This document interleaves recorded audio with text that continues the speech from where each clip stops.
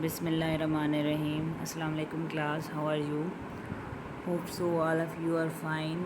And आप लोगों को याद होगा कि हम लोग पहुँचे थे एक्सरसाइज 1.2 क्वेश्चन नंबर 7, और क्वेश्चन नंबर 7 का आई थिंक सो एक पार्ट हम लोगों ने सॉल्व किया था, लेकिन अभी अगले पार्ट्स हम लोगों ने अभी देखने हैं। क्वेश्चन नंबर 7 के पार्ट नंबर 2 से हम कंटिन्यू करेंगे आज का लेक्चर। तो सबसे पहले बिस्मिल्लाहिर्रहमानिर्रहीम, हमारा क्वेश्चन था फाइंड ग्राफिकल सॉल्यूशन ऑफ। अब दो ग्राफ बन रहे थे, आप लोगों को शायद याद हो, अगर नहीं भी याद तो मैं दोबारा याद करा देती हूँ कि फ़ंक्शन दो गिवन हैं, उनमें उनकी इनपुट तो सेम हो सकती है लेकिन आउटपुट डिफरेंट होती है। पहले फ़ंक्शन के लिए ये टेबल बना हुआ है, उसमें वैल्यूज़ लिखी हुई हैं, और दूसरे में इनपुट हम सेम ले रहे हैं लेकिन आउटपुट ज़ाहिर है डिफरेंट ही आएगी। तो हमारे पास सिंपल से फंक्शन है, कोई ऐसा फंक्शन नहीं है कि इनकी डोमेन जो है हमारे पास कोई ऐसा नंबर हो कि वो हम नहीं ले सकते। कोई एक नंबर एक आध हो भी सकता है लेकिन तो वो हम इसमें नहीं लिखेंगे। अब इसमें सबसे पहली चीज़ के हमारा पहला फंक्शन तो सिंपल ही है, दूसरे में एक्स स्क्वायर प्लस 1 है, तो उसमें थोड़ा सा है कि आप यहाँ पे कोई ऐसी वैल्यू ना लें कि आपका जो आंसर है वो ज़ीरो में चला जाए या अनडिफाइंड हो जाए या कुछ भी। इसमें भी सिंपल ही हमारी डोमेन होगी रियल नंबर्स वाली, तो हम सिंपल क्या लेंगे, 0 +-1 +-2 +-3 +-4। एक नंबर आप कम भी कर सकते हैं और एक नंबर आप ज़्यादा भी ले सकते हैं। ओके, बात समझ आ गई होगी। दो टेबल्स बना लें। इनपुट मैंने आपको बता दी, 0 +1 -1 +2 -2 +3 -3 +4 और -4। इसमें से आप कुछ नंबर स्किप भी कर सकते हैं और ज़्यादा भी लिख सकते हैं, ठीक है। अब सबसे पहले दोनों फंक्शंस को इक्वल है, तो हमारे पास ये नंबर आए x + 1 × x - 3 = 0। दो नंबर्स हैं -1 और 3, ठीक है। उसके बाद हम क्या करेंगे, इन सारे पॉइंट्स को टेबल में जाके मेंशन कर देंगे, ठीक है। अब सबसे पहले -2 और 0 है, -2 और 5 है, मैंने आपको पहले भी बताया हुआ है। -2 और 0 जैसे पहला पॉइंट पड़ा है टेबल में, ठीक है।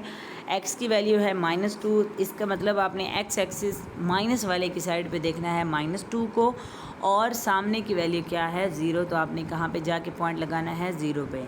इसी तरह से -1 और 2 के लिए भी, 0 और 4 के लिए भी, 1 और 6, ये सारे पॉइंट्स मेंशन करने के बाद आप पहले हमेशा क्वेश्चन नंबर 1 वाले सारे पॉइंट्स वहाँ पे मेंशन करके फिर उनको आपस में मिला दें। फिर आप चले जाएं सेकंड पे, फिर वो पॉइंट्स आपस में मिला दें। अब ये जो स्ट्रेट लाइन वाला बना है ना, ये f(x) का है, और जो g(x) वाला बना है ये स्क्वायर वाली टर्म थी, इसलिए पैराबोला शेप में बना है। अब ये चीज़ें ना आपको क्वेश्चन देख के पता चल जाएंगी। जब आप ग्राफ बनाएंगे ना, आपको पता चल जाएगा मेरा ठीक बन रहा है या गलत, अगर आप सारे पिछले पॉइंट्स याद रखेंगे तब, ठीक है। क्योंकि अब ये चीज़ें कोई हर क्वेश्चन के साथ तो मैं नहीं बता रही, अब तो इस क्वेश्चन में मैं जैसे कहते हैं ना, मेरे भी माइंड में आ गया कि ये वाला कॉन्सेप्ट आप लोगों को शायद याद ना हो, तो मैं दोबारा बता दूं। तो क्वेश्चन देखने से ही पता चल रहा था। पहला पार्ट जो था ना हमारा, वो दोनों सिंपल फंक्शन थे। आप सिंपल फंक्शन मीन के x की पावर 1 थे, तो वो दोनों हमारे ग्राफ क्या बने थे, स्ट्रेट लाइन बने थे। अब इसमें एक स्क्वायर वाली टर्म, जैसे स्क्वायर वाली टर्म आएगी हमारा ग्राफ पैराबोला शेप में बनेगा, जैसे सिंपल टर्म होगी हमारा ग्राफ क्या बनेगा, स्ट्रेट लाइन। तो ये चीज़ें ज़ाहिर है आप लोग याद रखेंगे, तब जाके आप लोग आगे जैसे अपना क्वेश्चन सॉल्व करेंगे आपको आंसर की समझ आ रही होगी कि हम ठीक तरफ जा रहे हैं या गलत आंसर की तरफ जा रहे हैं। अब इसी का थर्ड पार्ट है, एज इट इज़ आपने एक वाई, दोनों को वाई की को लेट करके उनकी ये भी सिंपल डोमेन अरेंज। अब इसमें ना कोई ज़्यादा कम्प्लेक्स फंक्शंस गिवन नहीं होते, ऑलमोस्ट सिंपल रियल नंबर्स ही होते हैं। मैं आपको आम अल्फाज में ये चीज़ समझा दूं कि हमारे ये जो ग्राफ वाले बेटा फंक्शंस होते हैं ना, ये सिंपल फंक्शंस होते हैं। मतलब कि इसमें कोई ऐसी वैल्यू नहीं होती कि नोमिनेटर और डिनोमिनेटर है, तो आप ऐसी डोमेन ना लें कि उसका डिनोमिनेटर हमारे पास 0 आ जाए और हमारा जो नोमिनेटर है वो मतलब इनफाइनाइट चला जाए, कम्प्लेक्स रूट्स में स्क्वायर रूट वाली वैल्यू चली जाए। तो आप खुद देख लें, हमारे जितने भी ऑलमोस्ट क्वेश्चन थे ना ग्राफ वाले, उसमें फंक्शन सिंपल था। सिंपल मीन कि लाइन में लिखा हुआ था। आप ये कह सकते हैं ना कोई उसमें कोई स्क्वायर रूट आ रहा था, ना उसमें कोई डिवाइड वाली वैल्यू आ रही थी, ठीक है। तो उसमें हमेशा डोमेन क्या होती है, रियल नंबर। और रियल नंबर के लिए हम स्टार्ट, वैसे होल नंबर 0 से स्टार्ट होते हैं, लेकिन रियल नंबर में सारे नंबर आ जाते हैं। तो हम क्या करते हैं, 0 ले लेते हैं। जाहिर है 0 से हम स्टार्ट कर रहे होते हैं नंबर, तो हम 0 ले लेते हैं। उसके बाद हम कहते हैं 1 है, 1 के बाद -1 है, 2 है, 2 के बाद -2 है, 3 है, 3 के बाद -3 है। और हम बाज़ दफ़ा ये चीज़ कर रहे होते हैं कि हम अब जैसे इस क्वेश्चन नंबर 3 में -3 लिया है, लेकिन +3 नहीं लिया। आप इस टेबल में ले सकते हैं, क्यों नहीं ले सकते। नेक्स्ट में भी आपने जैसे 3 और -3 दोनों लिए हुए हैं, तो उसमें भी बेशक आप एक 3 वाला पॉइंट ना लें, जस्ट -3 वाला ले लें। ये जस्ट बेटा ग्राफ में हम कुछ ज़्यादा पॉइंट्स इसलिए लेते हैं कि दोनों जो ग्राफ बन रहे होते हैं ना हमारे पास, वो एक दूसरे से ना थोड़ा बड़ा ग्राफ बनता है ना, उसकी शेप का पता चल रहा होता है एक तो, और दूसरा हमें समझ आ रही होती है कि हम क्वेश्चन को ठीक कर रहे हैं या गलत। क्योंकि हम सिर्फ 2-3 पॉइंट लगा दें ना, उसकी शेप का पता नहीं चल रहा होता बाज़ दफ़ा ग्राफ का। बाज़ दफ़ा ऐसे होता है 3 पॉइंट से भी पूरा पैराबोला बना पड़ा होता है, अपवर्ड भी बना पड़ा होता है, डाउनवर्ड भी, लेफ़्ट भी, राइट भी। लेकिन बाज़ दफ़ा हम 6-6 पॉइंट ले लेते हैं, हमारा ग्राफ नहीं बन रहा होता।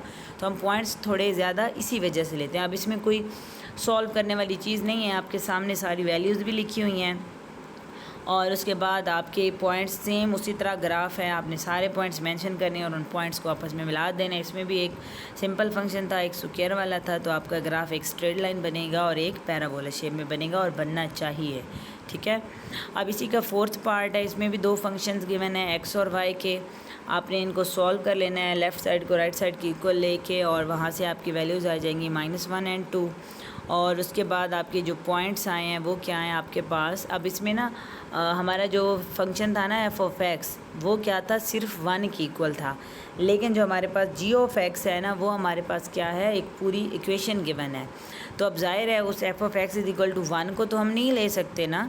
तो हम y = 1 था, तो हमने क्या किया, इक्वेशन नंबर 1 को दूसरी इक्वेशन के साथ मिला के सॉल्व किया। ये यहाँ पे डिटेल में सारा कुछ सॉल्व हुआ पड़ा है, ये देख सकते हैं आप लोग। जैसे आपके 2 पॉइंट आए ना, आपने जाके इक्वेशन नंबर 2 में पुट कर दिया, तो आपके उससे फिर से 2 पॉइंट्स आ गए, और वो 2 पॉइंट आपने क्या करना है, उनको आपस में मिला लेना है।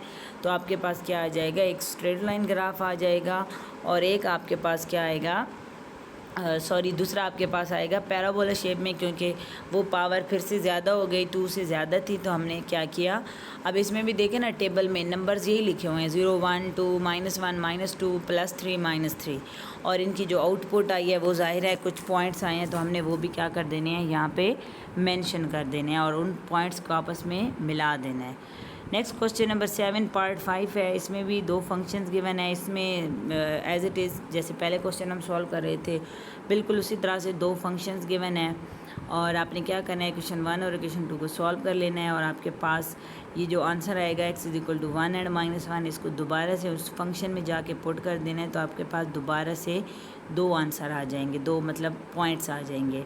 अब इसमें भी हमारे पास सिंपल फंक्शंस हैं, तो आप देख सकते हैं डोमेन हमने ली हुई है 0 1 -1 2 -2।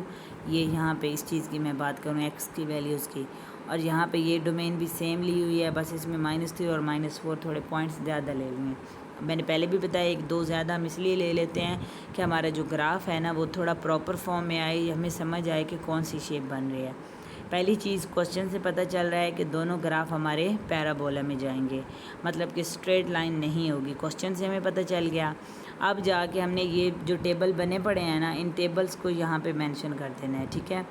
-2 और 9 है, ये -2 और 9 ये यहाँ पे आएगी वैल्यू। इसी तरह से सारी वैल्यूज़ आपने यहाँ पे आके पुट कर देंगे। जब दोनों वैल्यूज़ माइनस वाली होंगी तो ज़ाहिर है वो माइनस वाली साइड पे ग्राफ लाई करेगा। तो ये -2 एंड -9 यहाँ पे, अगर मैं यहाँ पे कह रही थी ना जैसे, तो यहाँ पे अगर हम कहते तो ये +9 होना चाहिए था, लेकिन हमारे पास क्या है, -9 है, तो ये पॉइंट यहाँ पे आएगा। -1 और 0 है, तो -1 और 0 तो ज़ाहिर है इसी लाइन पे पड़ा होता है, तो हम सिर्फ -1 को ही मेंशन कर देते हैं कि यहाँ पे लाई कर रहा है। नेक्स्ट 0 एंड 5 है, तो इसी लाइन पे जहाँ पे 5 होगा हमने उसको यहीं पे y एक्सिस पे जहाँ पे 5 है और 0 तो इसी लाइन पे है ना, तो यहाँ पे 5 0 और 5 यहाँ पे। उसके बाद 1 और 6 है, तो 1 यहाँ पे पड़ा है और 6 यहाँ पे, तो ये पॉइंट यहाँ पे। 2 और 3 है, तो आप देख सकते हैं 3 यहाँ पे पड़ा है ना y एक्सिस के सामने, और 2 क्या है हमारे पास x एक्सिस के ऊपर, तो ये यहाँ पे पॉइंट लाई करेगा। ये पॉइंट्स बताने का बेटा मकसद यही था कि आप अगर पीछे आपको समझ नहीं आई तो मैं दोबारा बता दूँ। और एज़ इट इज़ इसके लिए भी जैसे मैंने पहले पॉइंट्स बताए हैं आपने as it is he solve करने हैं, ठीक है। आज के लिए मेरे ख्याल से क्वेश्चन नंबर 7 तक ही काफ़ी है। कोशिश कीजिए कि इन सारे क्वेश्चंस को आप लोग अपनी नोटबुक पे नोट डाउन करके अच्छी तरह से सॉल्व कर लें। अगर कोई पॉइंट समझ नहीं आता बार बार सॉल्व करें, कुछ पूछना चाहते हैं पूछ सकते हैं, और कोशिश करें कि साथ साथ ही अपना काम करें, अपने आप को बर्डनाइज ना किया करें। जितना भी काम होता है डेली का डेली आप लोग सॉल्व कर लिया करें, ठीक है बेटा। ओके, अल्लाह हाफिज़।